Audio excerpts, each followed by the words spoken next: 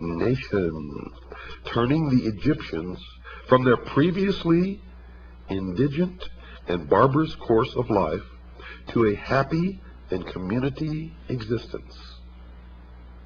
He taught them agriculture, compiled for them a body of laws for the regulation of conduct, instructed them in the reverencing and worship of the gods, thus establishing Egypt in all the essentials of truth, according to the legend. And having brought his own nation to prosperity and enlightenment, Osiris traveled over the rest of the world, converting peoples to his disciplines, not by force, but the persuasion of reason. Osiris was accompanied on this journey by a procession of nymphs and other superphysical beings who filled the air with music and song. In the meantime, Typhon, brother or half-brother of Osiris, had ambition to usurp the throne, but the vigilant Isis, sister wife of Osiris, was too watchful. Typhon, however, having persuaded 72 other persons to join him in his conspiracy, with the aid of a certain queen in Ethiopia named Aso, perfected a plot against Osiris.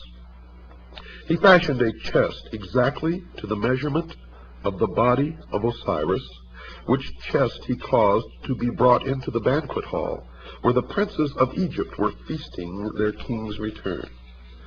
Typhon, simulating jest, promised this elaborately ornamented box to the one whose body, upon trial, most nearly fitted it. Now each of the princes in turn lay down in the box, but each was too short or too tall, until last of all Osiris himself lay down in it. Immediately the 72 conspirators rushed to the box, clamped the cover upon it, fastened it with nails, and poured melted lead over all the cracks and crevices. After this, they carried the chest to the bank of the Nile and cast it into the river where it joins the sea. Now this evil deed was executed upon the 17th day of the Egyptian month of Athir, when the sun was in Scorpio. According to some, it was in the 28th year of the reign of Osiris, and to others in the 28th year of his life. Now try to remember these numbers. If you can't, jot them down, but these numbers will crop up again and again and again. Scorpio crops up, 17 crops up, 28 crops up, and many other numbers, and they all have significance in the mystery religion of Babylon, the secret societies, and to the guardians of the secrets of the ages. As soon as Isis received word of this crime, she cut off one of the locks of her hair and put on the mourning apparel of widowhood, for which reason the spot where she did this was afterwards called Coptos. That's Coptos, or the city of mourning. After donning the widow's weeds, Isis set forth in search of her husband's body and wandered about all Europe, wandered about all Egypt, asking all with whom she came in contact. You see, I may be back here in the United States, but a lot of my thoughts, folks, are still in Europe. Finally, some children who had been at play told Isis that they had seen the accomplices of Typhon carrying the chest to the Nile. For that reason, Egyptians regard the words of children as oracular and pay great attention to them. While Isis was searching for her husband's body, she learned that Nephthys, her sister, had by magic insinuated herself into the presence of Osiris before his death, and in the guise of Isis had conceived a son from him. Now Isis sought out the child, which Nephthys has deserted for fear of Typhon's anger, and adopting it, attached it to her person as a constant guard and attendant. This was Anubis, the dog-headed god, who appears in the Book of the Dead and in many of the Egyptian hieroglyphics. After some time, Isis learned that the chest had been carried by the sea to the coast of Byblos. Now, Byblos is also the name for book or Bible, where it had lodged in the branches of a bush of tamarisk, which had grown up miraculously about the sacred receptacle and concealed it within its trunk. Now remember this tamarisk, and remember that it is a tree. The king of Byblos, amazed at the miracle, caused the tree to be cut down, and from the trunk containing the box, he made a pillar to support the roof of his palace. Now by magic, Isis discovered this, and traveling immediately to Byblos, attached herself to the suite of the queen as a nurse to her children.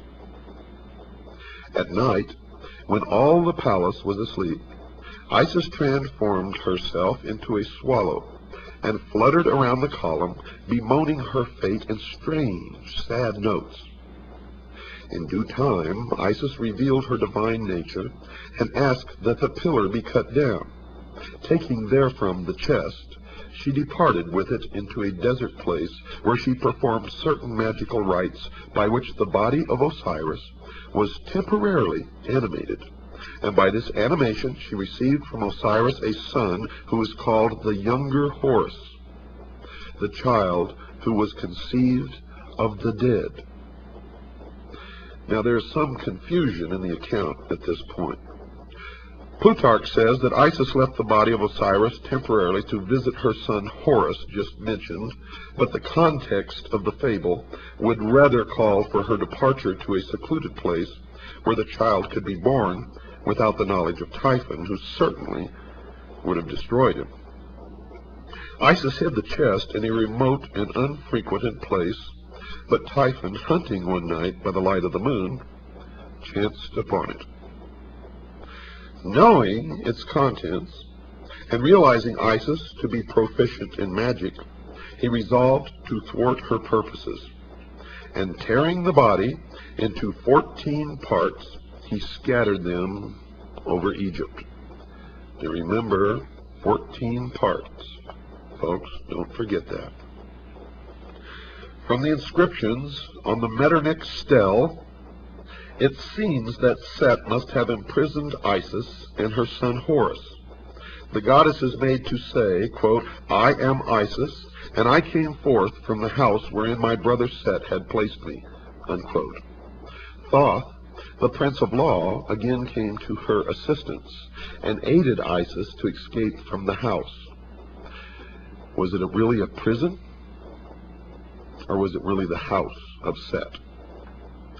Thoth, also at this time, prophesied that Horus would sit upon the throne of his father and rule the double empire of Egypt.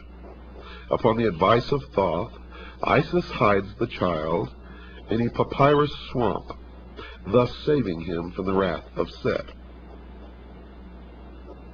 Isis returning, having left her son at Butos, and fashioning a magical boat out of papyrus, traversed the whole of the empire. As she met with the scattered parts of her husband, she buried each one separately, first, however, encasing it in a magical mummy composed of wax, incense, and grain seed. She finally recovered all of the parts of Osiris except the phallus, or the penis, which had been thrown into the river and devoured by 3 fishes. This organ Isis reproduced in gold. Remember this also. Remember the 3 fishes, for they represent ignorance, superstition, and fear. They also represent the church, the state, and the mob. And remember that Isis reproduced this member, this organ, in gold, and having performed all of the ceremonies necessary to ensure the life of Osiris in the underworld, she returned to her son Horus, and by the theurgic arts, of which she was mistress, saved him from death